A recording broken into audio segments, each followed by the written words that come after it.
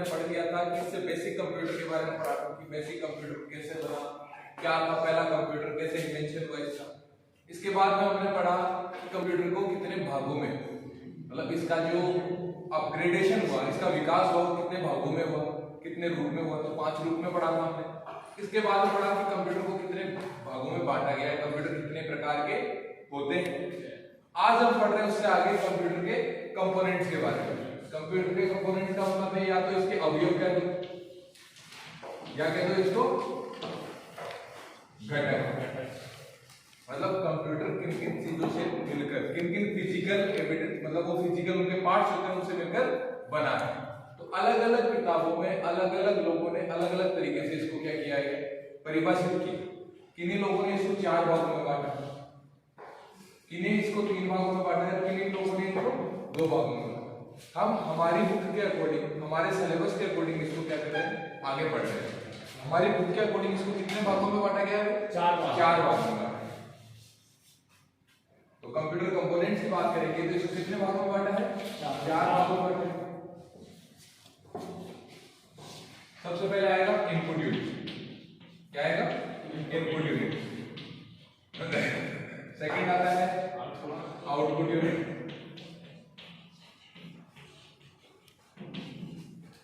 Third आएगा इसका CPU. और फोर्थ आता है इसका मेमोरी। बहुत सी जगह जहां 3 भागों में इसको बांटा गया है, वहां सीपीयू के अंदर ही मेमोरी को क्या किया है, ठीक है। और बहुत सी जगह जहां 2 भागों में बांटा गया है, वहां इनपुट यूनिट और आउटपुट यूनिट को एक माना गया है और सीपीयू को एक माना गया है।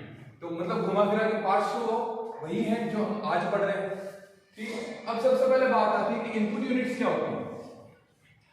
इनपुट यूनिट्स क्या होती हैं? इनपुट यूनिट्स वो होती हैं जो हम कंप्यूटर में इनपुट देने के लिए काम में लेते हैं और कंप्यूटर को उसकी भाषा में क्या करता है, उनको हमारे दिए गए डाटा को, इनपुट को चेंज करता है। कंप्यूटर कौन सी भाषा समझता है? कंप्यूटर एक ही भाषा समझता है, इसे बाइनरी लैंग्वेज कहते हैं, मतलब 0 और 1 की भाषा ही समझता है। तो हम जो भी डाटा इनपुट देंगे उसको इनपुट यूनिट्स क्या काम करती है, हमारे दिए गए डाटा को बाइनरी डाटा में चेंज करके कंप्यूटर को भेजना, ठीक है। फिर बात आती है कि आउटपुट यूनिट्स क्या होती है। तो जो इनपुट दिया है हमने वो आउटपुट देगा, लेकिन कंप्यूटर तो अपनी लैंग्वेज में आउटपुट देगा, उसे हमारी भाषा में परिवर्तित करेगा। वो क्या करता है? आउटपुट यूनिट का काम। मतलब कंप्यूटर ने तो किसमें दे दिया, 0 और 1 आउटपुट दे दिया और आउटपुट यूनिट उसको किसमें चेंज करेंगे, हमारी लैंग्वेज में। हमारी लैंग्वेज में जो आउटपुट देगा वो आउटपुट यूनिट का काम है, ठीक है। फिर बात आती है कि सीपीयू क्या होता है। सीपीयू की फुल फॉर्म क्या होती है? Central processing unit. इसके बिना क्या कंप्यूटर काम कर सकता है क्या? इसके बिना कंप्यूटर कोई काम नहीं कर, मतलब ये कंप्यूटर का क्या है? मस्तिष्क। कई जगह इसको हृदय कहा जाता है, कई जगह इसको मस्तिष्क कहा जाता है। मतलब घुमा फिरा के हमारे पूरे कंप्यूटर को कंट्रोल करने का या उसे ऑपरेट करवाने का काम कौन करता है? सीपीयू को 2 भागों में बांटा गया है। कितने भागों में बांटा गया? 2 भागों में। एक तो होता है एएलयू और एक होता है सीयू। अब एएलयू और सीयू क्या होती है वो आगे बात करेंगे। इसके बाद में आती है मेमोरी। मेमोरी क्या कार्य करती है? जो भी हमारे द्वारा डाटा निर्देश दिए जाते हैं उनको क्या करता है? संग्रहण का कार्य। क्या करती है? संग्रहण का कार्य, ठीक है। जो भी डाटा वगैरह दिए गए उनका क्या है? संग्रहण का काम है। अब हम वापस आते हैं हमारे पॉइंट पे कि इनपुट यूनिट्स कौन कौन सी जो किसको चेंज करती हैं? बाइनरी में चेंज करती है। हमारे दिए गए डाटा किसमें चेंज करती है? बाइनरी में चेंज करती है। कौन कौन सी होती है?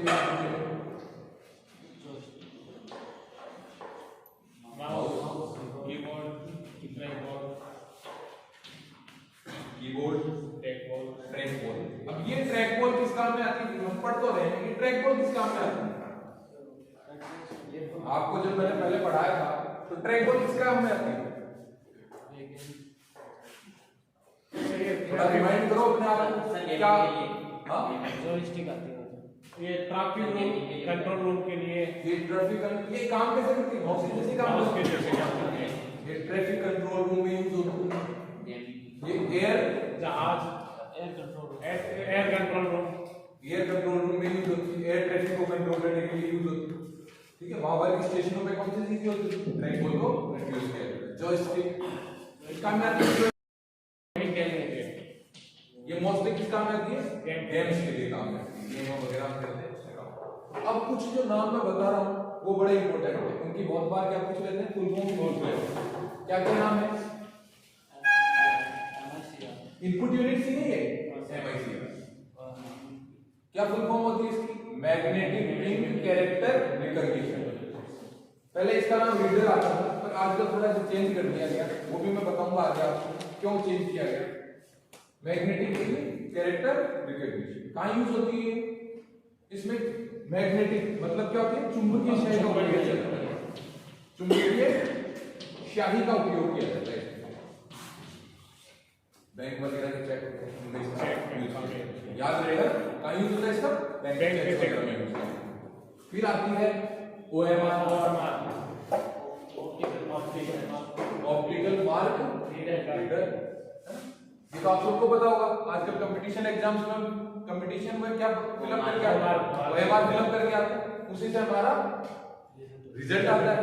तो ये एक इनपुट के रूप में काम आती है। फिर आती है OCR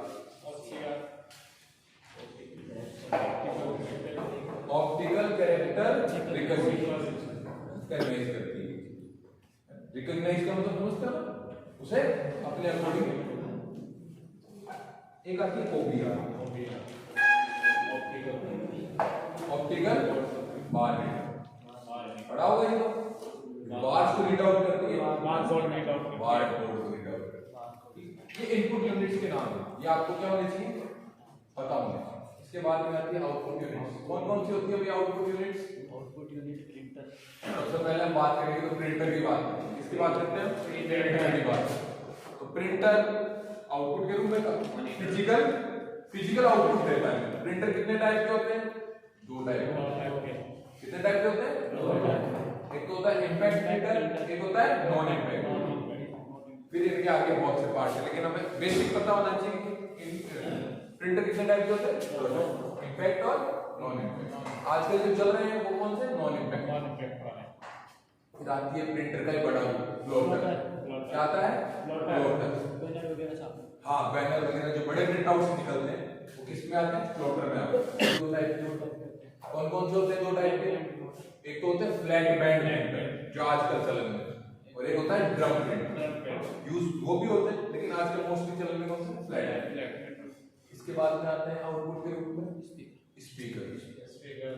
आउटपुट के रूप में यूज होता है हाँ मल्टीमीडिया वही बात। और मॉनिटर क्या है? आउटपुट है। मॉनिटर कितने टाइप के होते हैं? अभी तक हम कितने टाइप के मॉनिटर यूज कर चुके हैं भाई? 4 टाइप। कितने तरीके के? 4 तरीके। पहला CRT। पहला CRT। क्या फुल फॉर्म होती है CRT की? Cathode ray tube. दूसरा हम यूज कर चुके हैं LCD। क्या होती है फुल फॉर्म? लाइट नहीं sir, liquid crystal display. LCD की फुल फॉर्म क्या होती है? Liquid crystal display. बहुत बार ऐसा हुआ है कि आपके MCVT के एग्जाम में ये फुल फॉर्म में पूछ लिया, या ऐसे पूछ लिया जाता है निम्न में से कौन सी एक मॉनिटर नहीं है, या इनमें से कौन सा एक मॉनिटर का भाग नहीं है ना? तो इसका ध्यान रखना। LCD होगी, CRT होगी। अब आती है LED। LED का क्या नाम है? फुल फॉर्म क्या है? Light emitting diode. और एक और बचती है जो हम ध्यान दिए, PFT। तो ये भी ध्यान रखना। ऑप्शन में क्या पता 5 ऑप्शन आ जाए पूछ ले उपरोक्त सभी, और हम कहते हैं TFT का तो हमने नाम ही नहीं पढ़ा। तो TFT भी क्या है? एक मॉनिटर के रूप में यूज की जाती है।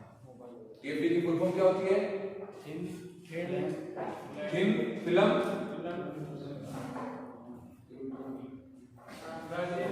ट्रांजिस्टर।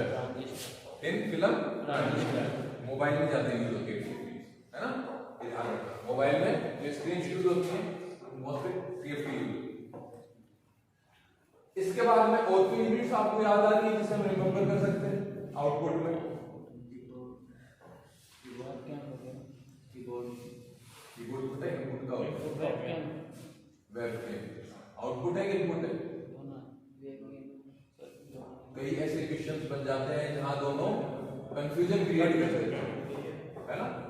तो उन क्वेश्चंस के बारे में भी ज्यादा डिस्कशन इसलिए नहीं करते क्योंकि आपके एग्जाम में ऐसे क्वेश्चंस पुटअप नहीं होते। आगे बात करते हैं सीपीयू, सेंट्रल प्रोसेसिंग यूनिट। दो टाइप के होते हैं, एएलयू और CU. Arithmetical and logic unit, अंकगणितीय एवं तार्किक युक्ति। याद रहेगा, अंकगणितीय एवं तार्किक युक्ति, arithmetical and logic unit. Control ये क्या करता है, सभी निर्देशों पे, सभी जो भी कमांड दी गई है उनको क्या करता है, नियंत्रण और प्रबंधन का कार्य करता है। जो भी काम हो रहा है ना कंप्यूटर में, उसका सारा काम ये देखता है क्या हो रहा है क्या नहीं हो रहा है। ये क्या काम करता है, ये जितनी भी मैथमेटिकल कैलकुलेशन होगी, मैथमेटिकल होगी या किसी के बीच में कंपैरिजन करना है, उसका काम क्या है। आपको मैं इसलिए बेसिक बेसिक ही बताता हूँ क्योंकि आपको बहुत ज्यादा डीप नहीं है। डीप जाने का मतलब है उस टॉपिक को पूरा पढ़ना। यदि हम अधूरा छोड़ते हैं तो फिर क्या हो जाता है, उसमें कंफ्यूजन क्रिएट होता है। अब बात करते हैं मेमोरी। मेमोरी क्या है, एक संग्रहण युक्ति जो डाटा और निर्देशों को क्या करता है, संग्रहित करता है। कितने प्रकार की होती है मेमोरी, दो प्रकार की। कौन कौन सी, प्राइमरी और सेकेंडरी, प्राथमिक और द्वितीय, ये होती है। प्राथमिक मेमोरी कौन सी होती है,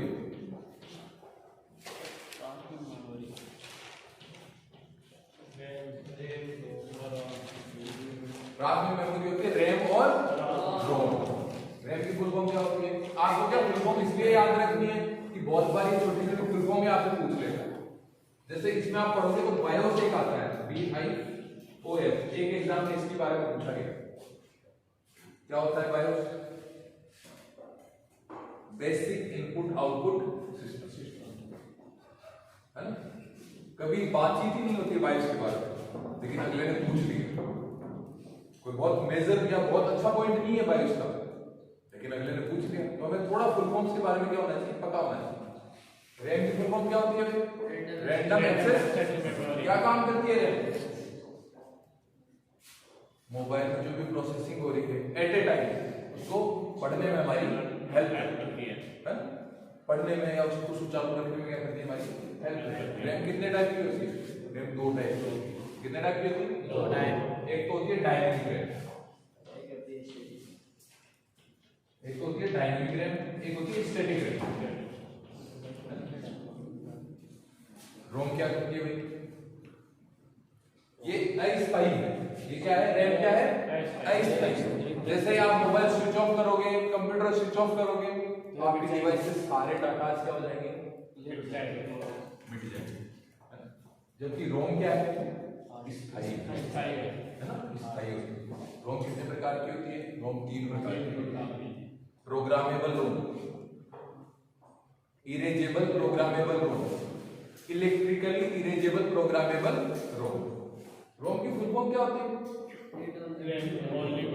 रीड ओनली मेमोरी। ये मेमोरी को क्या करता है, स्थायी रूप से संग्रहित करता है डाटा को। ठीक है, इस यहां तक किसी को कोई दिक्कत है, क्योंकि यहाँ जितनी भी फुल फॉर्म देखनी है उनके बारे में देखना है, वो हमारा हमें याद रहना है। इसके बाद में हम पढ़ेंगे हार्डवेयर के बारे में, सॉफ्टवेयर के बारे में।